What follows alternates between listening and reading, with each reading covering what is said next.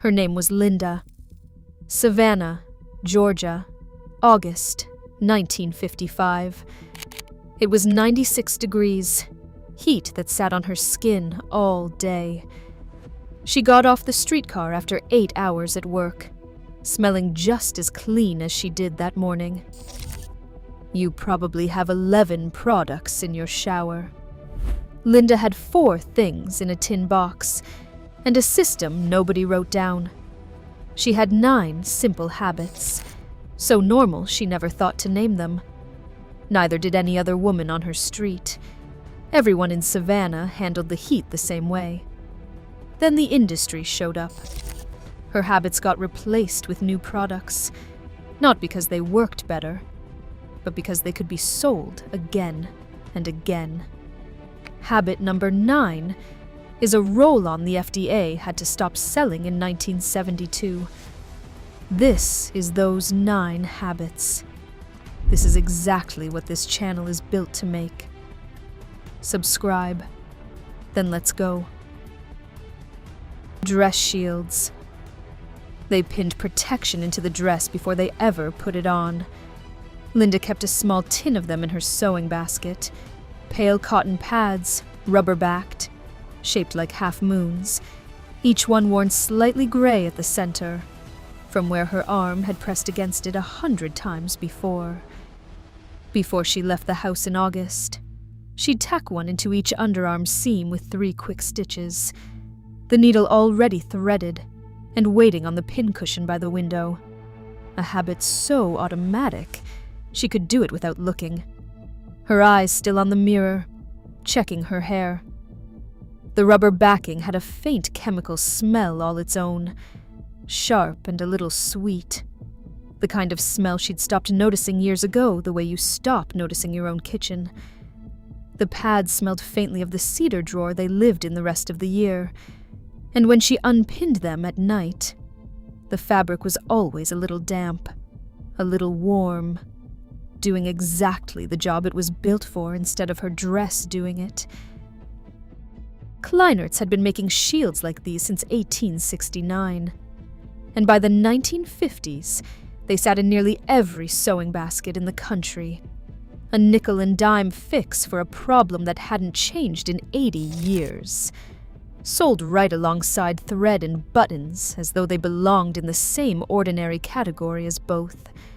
Some women bought them ready-made from that same counter, folded in paper sleeves of 6. But Linda cut her own from an old pattern her mother had kept, because rubber-backed cotton was cheap by the yard, and a dress was not.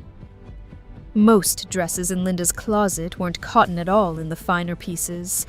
Silk and rayon blends that couldn't simply be thrown in a wash tub, and had to be handled carefully, or ruined outright. Which made the shield a necessity, rather than an option for anything she wore to church. A stained dress meant a trip to the cleaner, and a trip to the cleaner cost real money. So the shield wasn't vanity. It was arithmetic. The same kind of arithmetic that decided whether a dress got worn twice a week or once a season. The modern antiperspirant industry didn't arrive to fix a problem women were having. It arrived by telling them they had a new one. That the underarm itself, not the fabric, was the thing that needed managing. And once she believed that, it moved the job off a nickel pad and onto her skin, then sold a chemical to do what the pad had already been doing quietly for free, and then sold a stronger one, and a stronger one after that. Each formula promising to finally finish a job that was never really unfinished in the first place.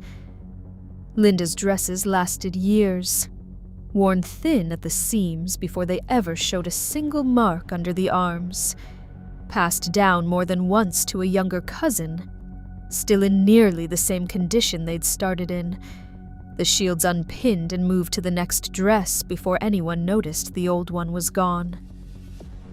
She never once thought about what was happening underneath them, because there was nothing left to think about. The powder tin. They dusted their underarms with a puff, not a chemical from a tube.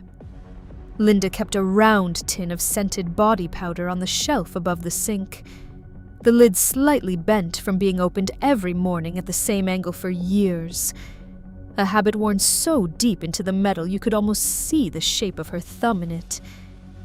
Inside, the powder had pressed itself into the shape of the puff that lived on top of it, and lifting that puff released a small, soft cloud that caught the morning light coming through the bathroom window, drifting for a second before settling onto the porcelain, like the first snow. Neither of them had ever actually seen fall in Savannah. She'd press it once under each arm, twice if the forecast called for real heat, and the powder went on cool before it went on dry, sitting lightly on the skin instead of clinging to it, leaving a faint, chalky trace along her collarbone. She'd brush away without thinking before she ever left the bathroom. Talcum powder had been sold as a general body freshener for generations, before deodorant existed as its own category, dusted under arms and into the toe of a shoe alike.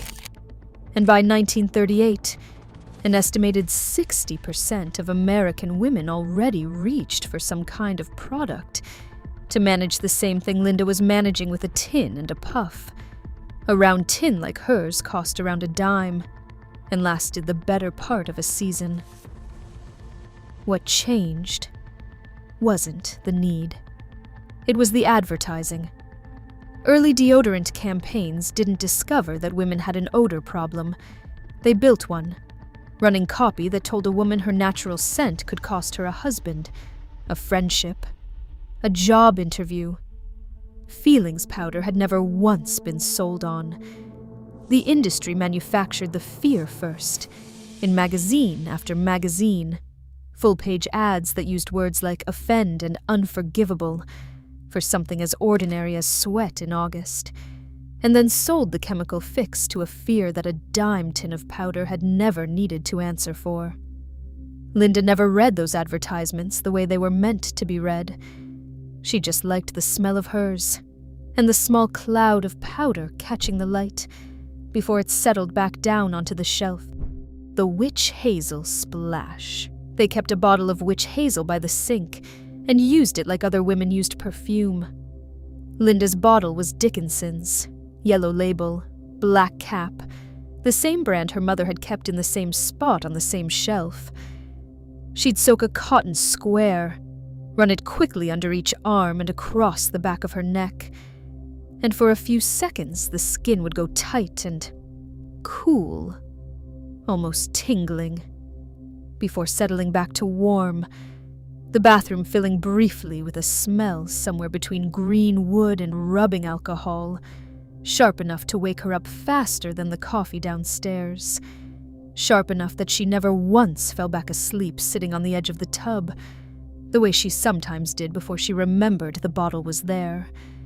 The bottle never lasted more than a season before she bought another, and she never thought to ask what was actually in it, only that it worked the way it had always worked. Witch hazel had been distilled and bottled in America since 1866, sold as a plain astringent, nothing invented, nothing patented, just a plant extract that closed pores and calmed skin, used on faces, on razor nicks, on tired feet, and, quietly, under arms in a Georgia summer, a single bottle expected to earn its keep in half a dozen different rooms of the house. Barbers kept it on the counter for the same reason women kept it by the sink.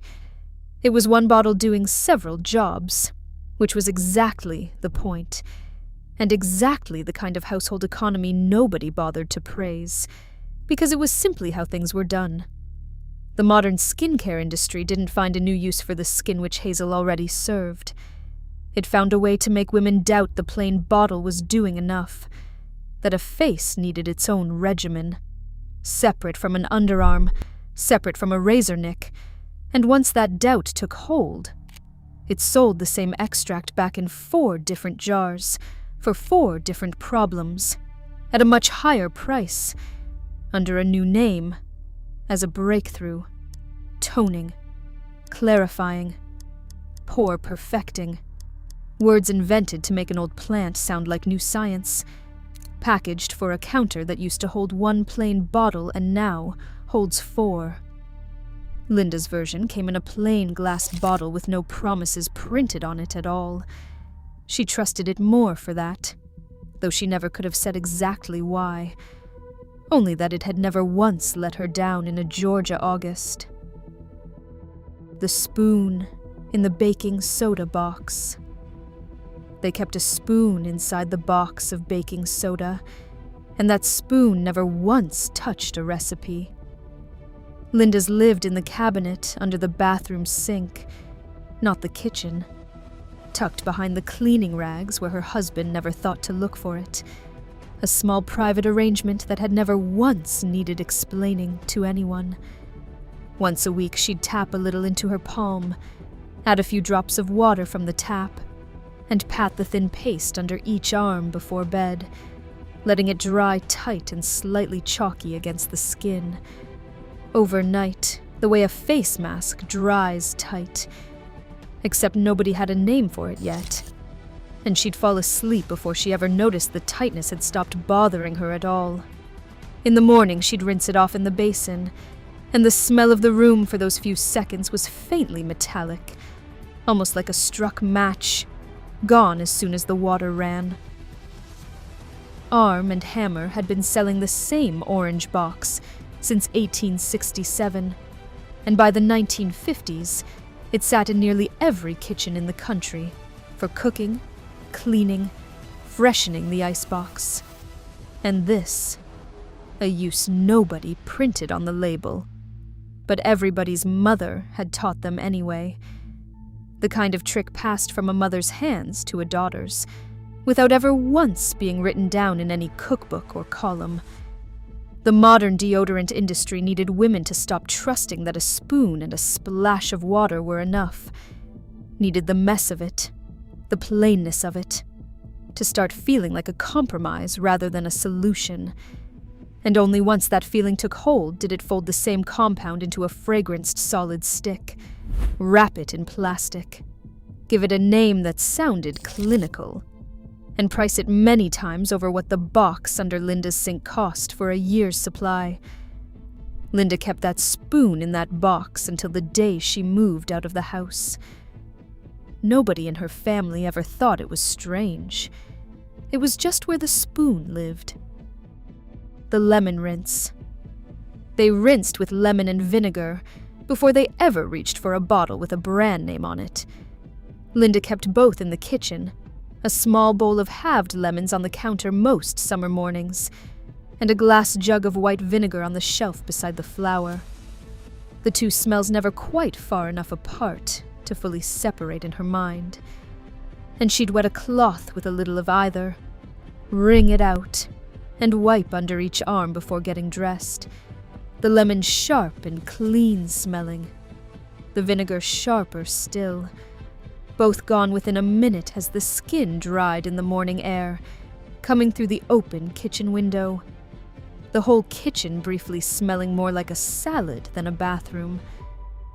It stung faintly on a fresh razor nick.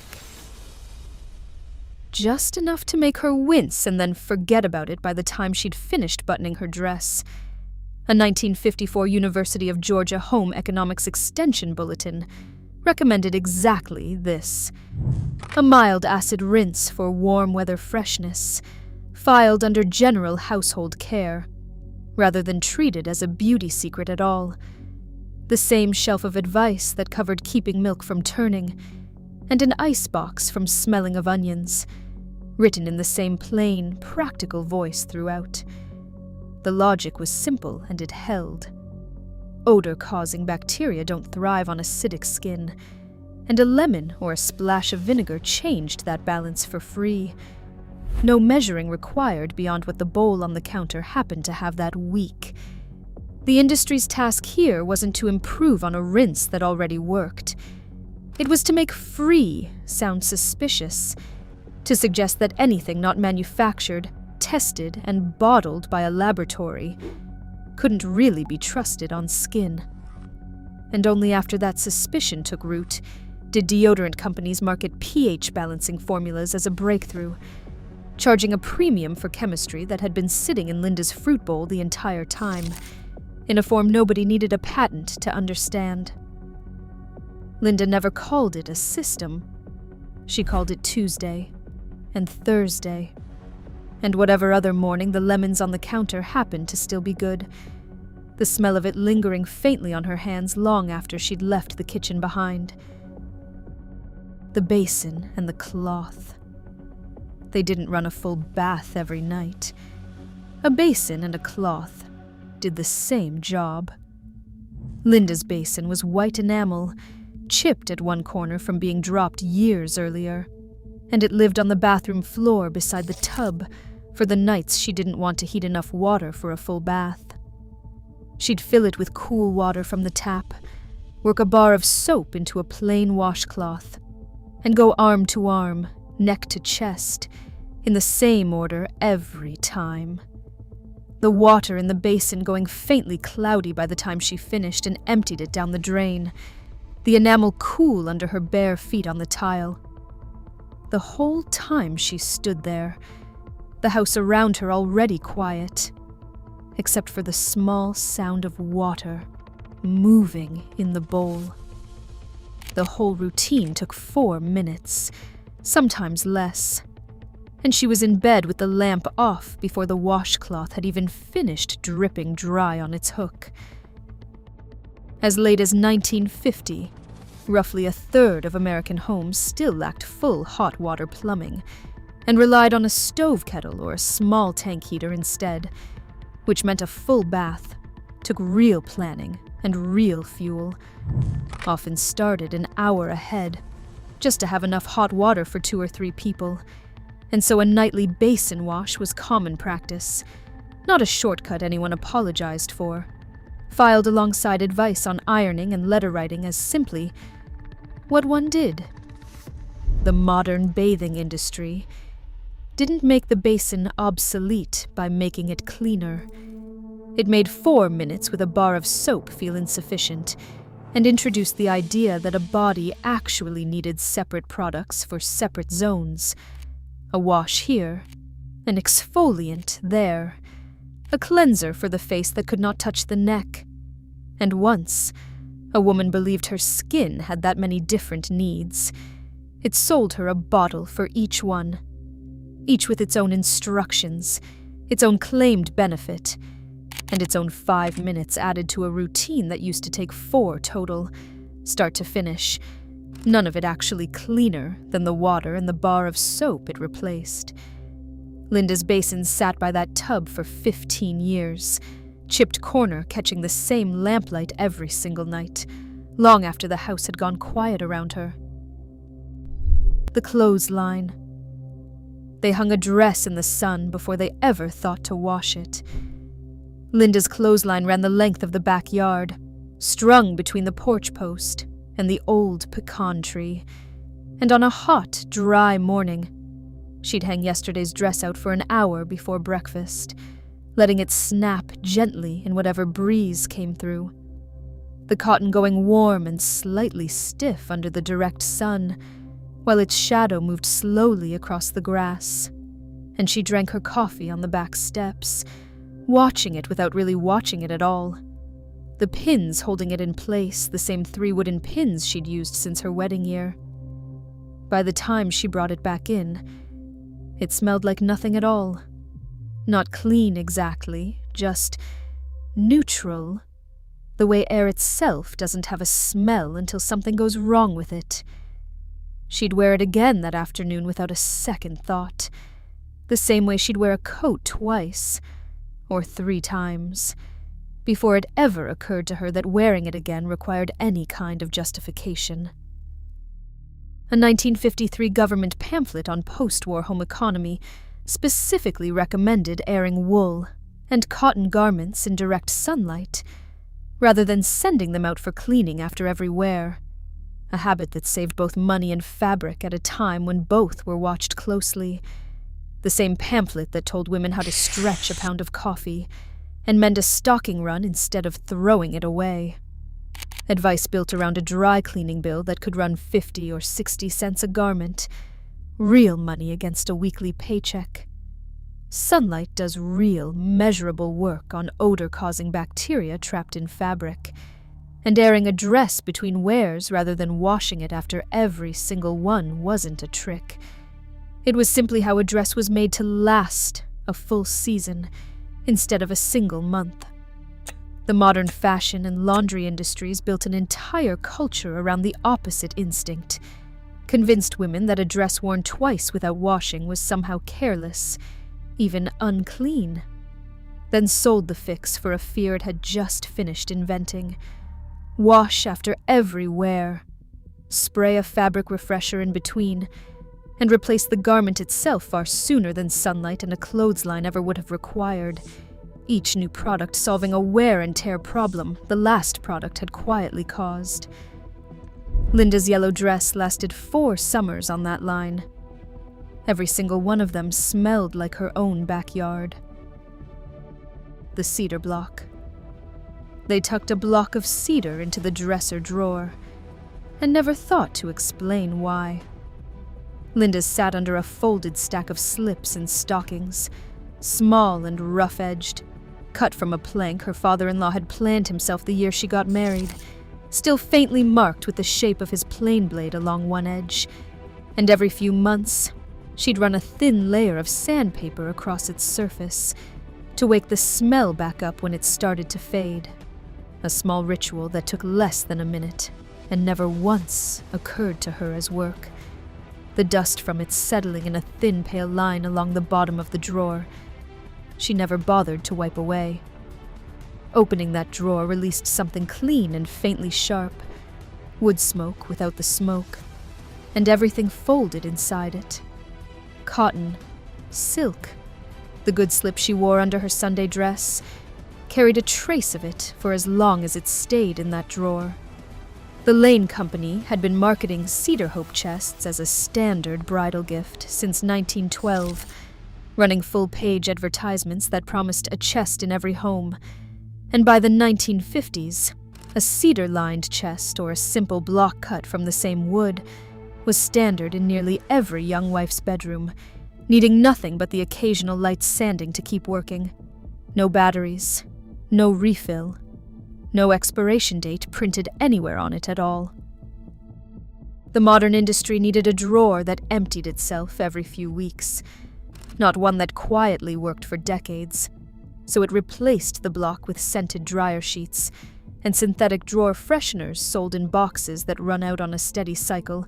A 5-cent block of wood was never designed to create in the first place, each new box promising a slightly different scent, as though that alone were the innovation. It didn't solve a problem cedar had missed. It manufactured a need for repurchase, where none had existed, and sold that need back to her, month after month, to the same drawer. Linda kept that block for the rest of her life.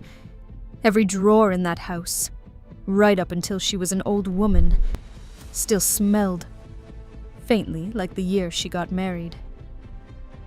The new roll-on.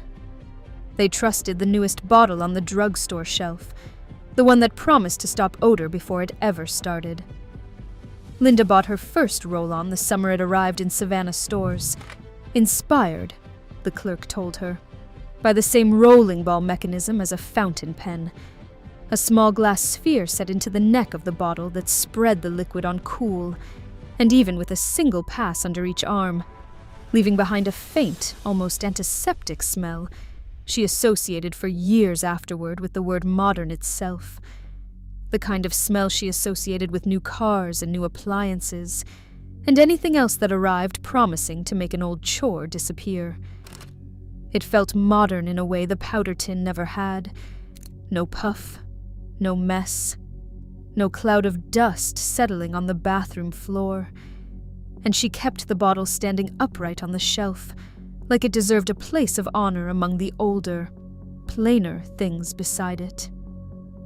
That first roll-on, launched in 1952, used an antibacterial ingredient called hexachlorophene to fight odor at what the ads called the source, a word chosen carefully to sound like science rather than guesswork, printed in a typeface meant to look like it belonged on a doctor's prescription pad rather than a drugstore shelf.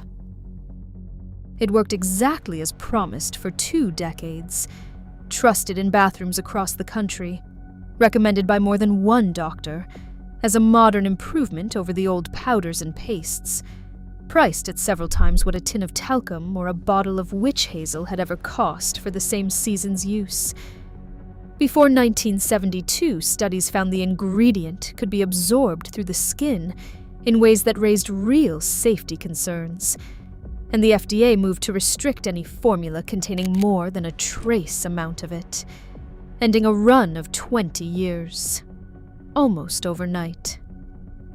The industry that had sold her the innovation in the first place was the same one that quietly reformulated it and sold it back to her, and to everyone else, without a word about what had changed, or why the label redesigned just enough to look new again, the shelf never once pausing to explain itself. Linda kept that first empty bottle in the medicine cabinet for almost a year after it ran out. Not out of habit, and not for any reason she could have explained if you'd asked her. Just the pale green glass catching the morning light the same quiet way it always had, standing there long after there was anything left inside it. This is exactly what this channel is built to make. Subscribe.